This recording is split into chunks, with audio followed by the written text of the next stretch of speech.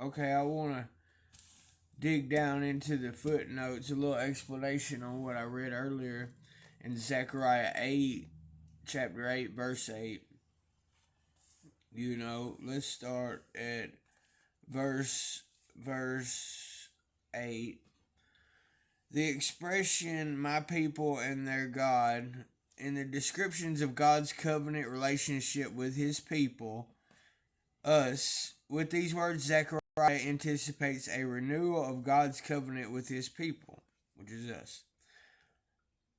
In verse 10, no ages, no peace. Zechariah recounts the desperate situation in Judea before the work on the temple resumed. Verses 11 through 13. In the past, the people had been subject to God's discipline.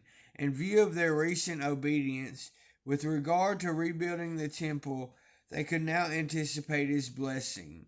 Let your hand be strong. In view of God's gracious purposes and future plans for his people, they were called to be diligent in their present efforts to serve him with sincere hearts. We must execute true justice.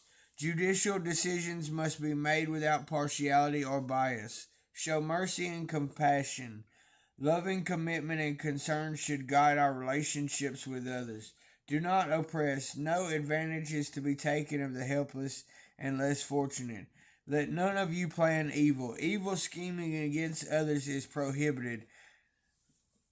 Your sacrifices and worship are of little interest to God if they are not accompanied by practical holiness or piety.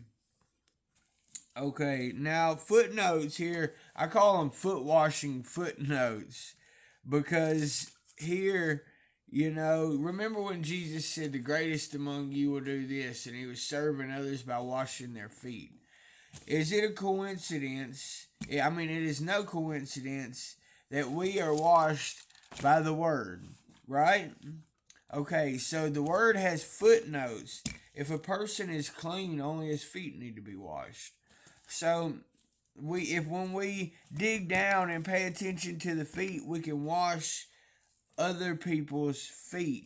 If we pay attention to the details and study the word, we're digging down into the footnotes so we can wash others' feet. And by doing that, we will become the greatest in the kingdom of God. Those who win many souls will shine bright.